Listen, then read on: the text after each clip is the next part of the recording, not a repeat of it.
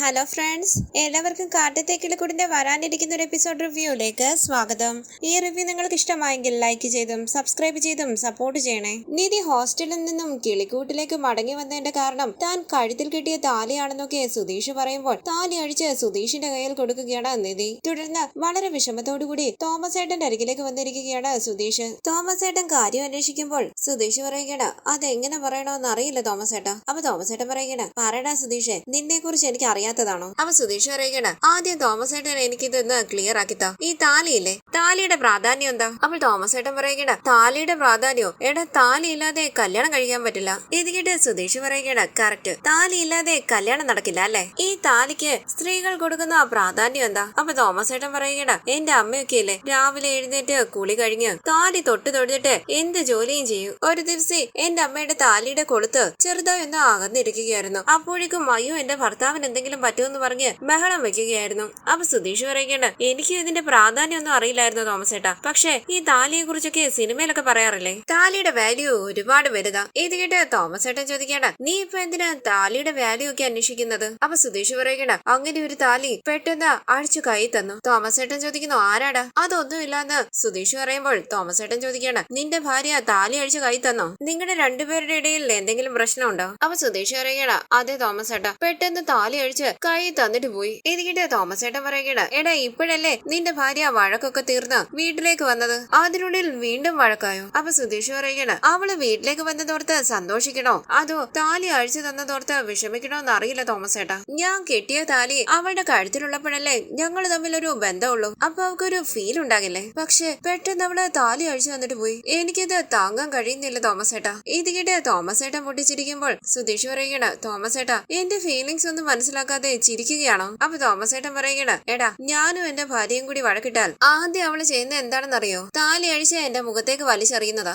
ഇത് കേട്ടിട്ട് സുധീഷ് ചോദിക്കണ്, തോമസ് ഏട്ടൻ എന്തായി പറയുന്നത്? ഇപ്പോഴല്ലേ തോമസ് ഏട്ടന്റെ അമ്മ താലിയുടെ കൊളുത്ത് അകന്നിരിക്കുന്നത് കണ്ട് ബഹളം വെച്ച കാര്യം പറഞ്ഞത്? അപ്പൊ തോമസ് ഏട്ടൻ പറയുകയാണ്, അതൊക്കെ എന്റെ അമ്മയുടെ കാലത്ത്, ഇപ്പൊ അങ്ങനെയൊന്നും അല്ലടാ. നീ ഇത്രയൊക്കെ ചോദിച്ചത് കൊണ്ട് ഞാനൊരു ഫോട്ടോ കാണിക്കാം. അങ്ങനെ തോമസ് ഏട്ടൻ താലിയും കഴുത്തിലിട്ട് നിൽക്കുന്ന ഒരു ഫോട്ടോ കാണിക്കുകയാണ്. താലി കഴുത്തിലുള്ള തോമസ് ഏട്ടന്റെ സെൽഫി കണ്ട് കണ്ണു തള്ളിയിരിക്കുകയാണ് സുധീഷ്. എന്താ തോമസ് ഏട്ടാ ഇത്, താലി കഴുത്തിലിട്ട് സെൽഫി എടുത്തിരിക്കുന്നു? അപ്പോൾ തോമസ് ഏട്ടൻ പറയുകയാണ്, എപ്പോ വഴക്ക് വന്നാലും താലി ഊരി എന്റെ മുഖത്തേക്ക് വലിച്ചെറിയും. സ്വർണ്ണം അല്ലേന്ന് കരുതി ഞാൻ എന്റെ കഴുത്തിലേക്ക് അങ്ങിടും. ഞാൻ ഇങ്ങനെ ഒരു സെൽഫി എടുത്ത് അവളുടെ ഫോണിലേക്ക് അയച്ചു. അത് കണ്ട് അവള് ചിരിക്കാൻ തുടങ്ങി. സുധീഷ് ചോദിക്കുന്നു, തോമസ് ഏട്ടൻ പറഞ്ഞത് സത്യമാണോ? താലിയൊക്കെ ഊരുവോ? അപ്പോൾ തോമസ് ഏട്ടൻ ചോദിക്കുകയാണ്, നീ ഏത് കാലത്താടാ ജീവിക്കുന്നത്? പണ്ടത്തെ പോലെ താലി തൊട്ട് തൊഴുന്ന പെണ്ണുങ്ങളൊന്നും ഇപ്പൊ ഇല്ല. അതൊക്കെ എന്റെ അമ്മയുടെ കാലത്തായിരുന്നു. നീ വേണമെങ്കിൽ റോഡിലേക്ക് ചെന്ന് നോക്ക്, എത്ര സ്ത്രീകളുടെ കഴുത്തിൽ താലി ഉണ്ടെന്ന്. ഇപ്പൊ കല്യാണം കഴിച്ച പെണ്ണുങ്ങൾ എല്ലാവരും ജീൻസും ടോപ്പും ഒക്കെ ഇട്ട് പോകുമ്പോൾ താലി ചേരില്ല. അപ്പൊ ഈ സിനിമയിലൊക്കെ കാണിക്കുന്നതോന്ന് സുധീഷ് ചോദിക്കുമ്പോൾ തോമസ് ഏട്ടൻ പറയുകയാണ്, സുധീഷ്, അതൊക്കെ സിനിമയിൽ മാത്രമേ ഉള്ളൂ. യഥാർത്ഥ ജീവിതത്തിൽ അങ്ങനെയൊന്നും അല്ല.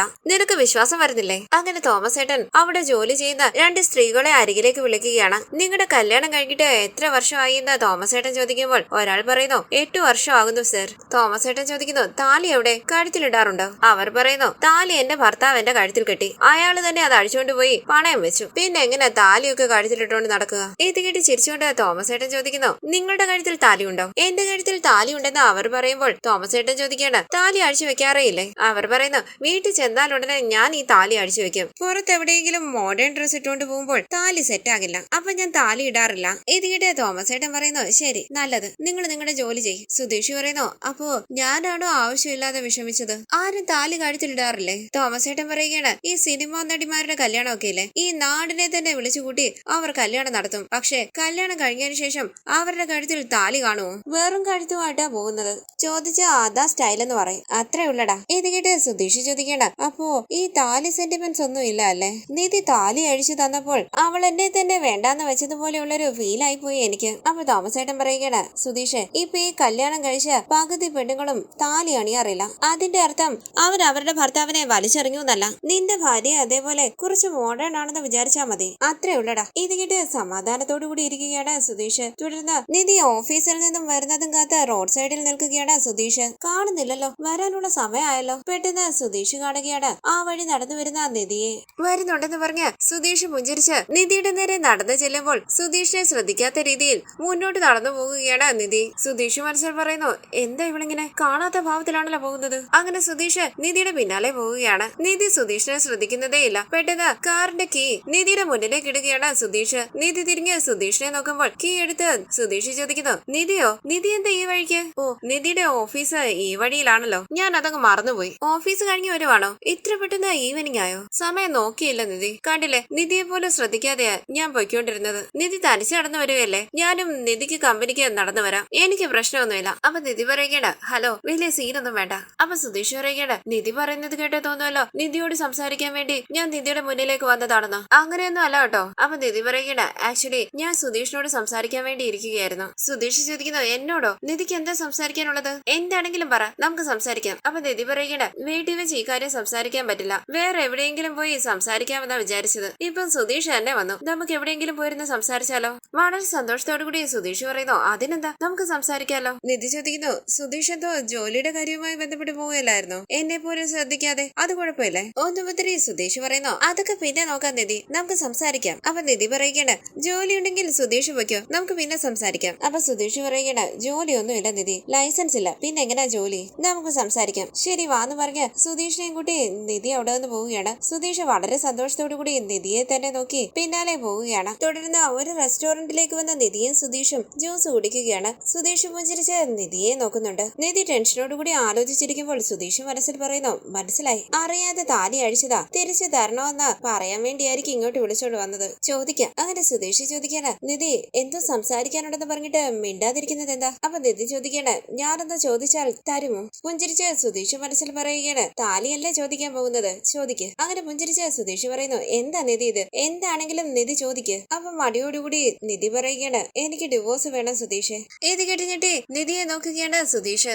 എനിക്ക് ഡിവോഴ്സ് വേണം സുധീഷ് എന്ന് നിധി പറയുമ്പോൾ സുധീഷ് പറയുകയാണ്, മനസ്സിലായില്ല. അപ്പൊ നിധി പറയുകയാണ്, സുധീഷിന് ഞെട്ടലൊന്നും ഉണ്ടാകേണ്ട കാര്യമില്ല, നമ്മൾ നേരത്തെ തന്നെ ഇതിനെ കുറിച്ചൊക്കെ സംസാരിച്ചതല്ലേ, നമ്മൾ ഡിവോഴ്സിനായി അഡ്വക്കേറ്റിനെ പോയി കണ്ടിട്ടുമുണ്ട്. അപ്പൊ സുധീഷ് പറയുകയാണ്, അത് നമ്മൾ അവിടെ വെച്ച് നിർത്തിയതല്ലേ? അപ്പൊ നിധി പറയുന്നു, അന്ന് എന്റെ കയ്യിൽ ID പ്രൂഫ് ഒന്നും ഇല്ലായിരുന്നു, ഇപ്പൊ എന്റെ കയ്യിൽ എല്ലാം ഉണ്ടല്ലോ. സുധീഷ് ചോദിക്കുന്നു, എന്താ നിധി, ID പ്രൂഫ് ഉള്ളത് കൊണ്ട് ഉടനെ ഡിവോഴ്സിന് അപ്ലൈ ചെയ്യാന്നാണോ? അപ്പൊ നിധി പറയുകയാണ്, അതല്ല സുധീഷ്, നടന്നുകൊണ്ടിരിക്കുന്ന കാര്യങ്ങളൊക്കെ നോക്കുമ്പോൾ ഈ തീരുമാനം ശരിയാണെന്ന് എനിക്ക് തോന്നുന്നു. സുധീഷ് ചോദിക്കുന്നു, അത്രയ്ക്ക് എന്താ നിധി നടന്നത്? അപ്പോൾ നിധി ചോദിക്കണേ, സുധീഷ് എന്താ ഇങ്ങനെ ഷോക്ക് ആയതുപോലെ ചോദിക്കുന്നത്? നമ്മുടേത് ശരിക്കുള്ള ഒരു കല്യാണം ആയിരുന്നില്ലല്ലോ, നമ്മളെ സംബന്ധിച്ച് ഇതൊരു കല്യാണമേ അല്ല, പിന്നെന്തിനാ ഡിവോഴ്സ് വാങ്ങാൻ ഇത്ര ആലോചിക്കുന്നത്? എന്റെ കല്യാണം മുടക്കാൻ വേറെ വഴിയില്ലാത്തത് കൊണ്ട് നമ്മൾ കല്യാണം കഴിച്ചു. എന്നെ ഹെൽപ്പ് ചെയ്യാൻ വന്ന സുധീഷ് ഇതിൽ പെട്ടുപോയതല്ലേ? ആ കുറ്റബോധം ഉണ്ട് എനിക്ക്. ഇതൊരു ഫേക്ക് മാരേജ് ആണെന്ന് സുധീഷിനും എനിക്കും അറിയാം, പക്ഷെ നിയമപരമായി നമ്മൾ ഭാര്യയും ഭർത്താവുമാ. ആ ഒരു കണക്ഷൻ ഉള്ളത് കൊണ്ടാ സുധീഷ് എന്താ എന്നോട് അങ്ങനെയൊക്കെ പെരുമാറിയത്. അപ്പൊ സുധീഷ് പറയുന്നു, അയ്യോ നിധി, അങ്ങനെയല്ല, അന്ന് ഞാൻ തന്നെ അല്ലായിരുന്നു, മദ്യപിച്ചിട്ട് ലെക്ക് കേട്ട് എന്തൊക്കെയോ ചെയ്തതാ. ഞാൻ ചെയ്തത് വലിയ തെറ്റാ. എത്ര തവണ വേണമെങ്കിലും ഞാൻ നിധിയോട് ക്ഷമ ചോദിക്കാം. അപ്പൊ നിധി പറയണ, ഞാൻ അതുകൊണ്ട് പറഞ്ഞതല്ല സുധീഷേ, ഇതാ ശരിയെന്ന് എനിക്ക് തോന്നുന്നു. ഇന്ന് താലി അടിച്ചു, അതേപോലെ ലീഗലി നമ്മൾ തമ്മിൽ ഒന്നുമില്ലെന്ന് നമുക്ക് തന്നെ പറയാലോ. അതാ രണ്ടുപേർക്ക് നല്ലത്. എനിക്ക് സുധീഷിനോട് ഒരടുപ്പവും ഇല്ല, സുധീഷിനും അങ്ങനെ ഒരു അടുപ്പം എന്നോടില്ലെന്ന് എനിക്കും അറിയാം. പിന്നെന്തിനാ ഡിവോഴ്സ് ചെയ്യാൻ ഇത്ര ആലോചിക്കുന്നത്? നമ്മുടെ ഡിവോഴ്സ് നടന്നാൽ സുധീഷിന്റെ വീട്ടില് ഞാൻ കുറച്ച് ഫ്രീ ആകും. സുധീഷിന് സുധീഷിന്റെ ജോലി ചെയ്യാം, ഞാൻ എന്റെ വഴിക്ക്. ഇത് എനിക്ക് സുധീഷിനോട് സംസാരിക്കാനുണ്ടായിരുന്നത്. നമുക്ക് പോയി അഡ്വക്കേറ്റിനെ കണ്ടാലോ? സുധീഷ് ഒന്നും മിണ്ടാതെ ഇരിക്കുമ്പോൾ നിധി പറയുകയാണ്, സുധീഷിനോട് ചോദിച്ചത്. വിഷമത്തോടു കൂടി സുധീഷ് പറയുന്നു, ആ പോകാം, നിധി എല്ലാം പറഞ്ഞല്ലോ, പോകാം. ഓക്കെ എന്ന് പറഞ്ഞ നിധി സന്തോഷത്തോടു കൂടി ജ്യൂസ് കുടിക്കുമ്പോൾ സുധീഷ് മനസ്സിൽ പറയുകയാണ്, എന്ത് ചെയ്താലും അവസാനം ഡിവോഴ്സിൽ വന്നു നിൽക്കും. എനിക്ക് ഇവിടെ ഇഷ്ടമാണെന്ന് ശരിക്കും ഇവക്ക് അറിയില്ലേ? അതോ അറിയാത്ത ഭാവത്തിൽ അഭിനയിക്കുകയാണോ? ശേ, എന്ത് ജീവിതം ഇത്. തുടർന്ന് സുധീഷും നിധിയും വീട്ടിലേക്ക് വരുമ്പോൾ ഹരീഷും നികേഷും അവരെ ശ്രദ്ധിക്കുകയാണ്. നിധി ഉറക്കെ സുഭാഷ് ഏട്ടാന്ന് വിളിക്കുമ്പോൾ മോൾ വന്നോന്ന് ചോദിച്ച് സുഭാഷ് അവിടേക്ക് വരികയാണ്.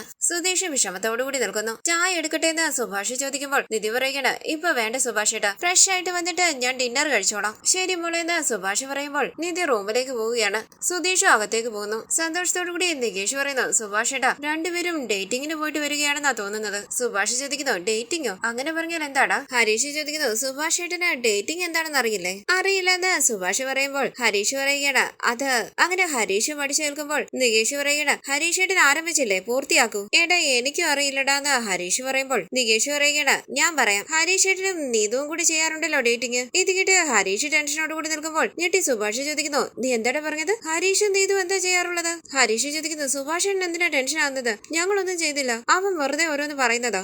അപ്പൊ നികേഷ് പറയുകയാണ്, സുഭാഷ് ഏട്ടാ, ഞാൻ പറഞ്ഞത് സുഭാഷ് ഏട്ടന് മനസ്സിലായില്ലെന്ന് തോന്നുന്നു. ഡേറ്റിംഗ് എന്ന് പറഞ്ഞാൽ പുറത്തു പോകുന്നതും സംസാരിക്കുന്നതും ഒക്കെയാ, ഇതാണ് ഡേറ്റിംഗ്. ഇത് കേട്ട് സുഭാഷ് പറയുകയാണ്, നിനക്ക് എല്ലാം അറിയാലോടാ. അപ്പൊ നികേഷ് പറയുകയാണ്, ഈ പ്രായത്തിൽ ഇതൊക്കെ അറിഞ്ഞില്ലെങ്കിലാണ് സുഭാഷ് ഏട്ടാ തെറ്റ്. ഡ്രസ് മാറി സുധീഷ് അവിടേക്ക് വന്നിരിക്കുമ്പോൾ എല്ലാവരും സുധീഷിനെ ശ്രദ്ധിക്കുകയാണ്. സുധീഷേ, നിനക്ക് എന്ത് പറ്റിയിട്ടാന്ന് സുഭാഷ് ചോദിക്കുമ്പോൾ സുധീഷ് പറയുന്നു, ഒന്നുമില്ല സുഭാഷ് ഏട്ടാ. നെറ്റിയിലും കഴുത്തിലും ഒക്കെ നോട്ട് നോക്കി സുഭാഷ് ചോദിക്കുന്നു, പനി എന്തെങ്കിലും ഉണ്ടോ? അപ്പൊ സുധീഷ് പറയണ്ട, അങ്ങനെയൊന്നും ഇല്ല സുഭാഷ് ഏട്ടാ. നികേഷ് ചോദിക്കുന്നു, സുധീഷ് ഏട്ടാ, നിങ്ങൾ രണ്ടുപേരും ഡേറ്റിങ്ങിന് പോയിട്ട് വന്നതല്ലേ, പിന്നെന്താ മുഖം വല്ലാണ്ടിരിക്കുന്നത്? അതൊന്നും ഇല്ലടാന്ന് സുധീഷ് പറയുമ്പോൾ സുഭാഷ് ചോദിക്കുന്നു, എന്തെങ്കിലും പ്രശ്നമുണ്ടോടാ? വീണ്ടും രണ്ടുപേരും കൂടി വഴക്കുണ്ടാക്കിയോ? അപ്പൊ സുധീഷ് പറയുന്നു, അതൊന്നും ഇല്ല സുഭാഷ് ഏട്ടാ, ചെറിയ തലവേദനയുണ്ട്. തലവേദനയാണോ? കോഫി ഉണ്ടാക്കി തരട്ടെ എന്ന് സുഭാഷ് ചോദിക്കുമ്പോൾ സുധീഷ് പറയണ, അതൊന്നും വേണ്ട സുഭാഷ് ഏട്ടാ, പതിയെ മാറിക്കോളും. തുടർന്ന് രാത്രി ഉറങ്ങാനായി കിടക്കുമ്പോൾ നികേഷും ഹരീഷും ചിരിച്ച് സംസാരിക്കുകയാണ്. സുധീഷ് അവരെ ശ്രദ്ധിക്കുന്നതേയില്ല. അപ്പൊ നികേഷ് പറയുകയാണ്, വന്നത് മുതലേ ഞാൻ ശ്രദ്ധിക്കുന്നത്. ഈ സുധീഷേട്ടൻ എന്ത് പറ്റി?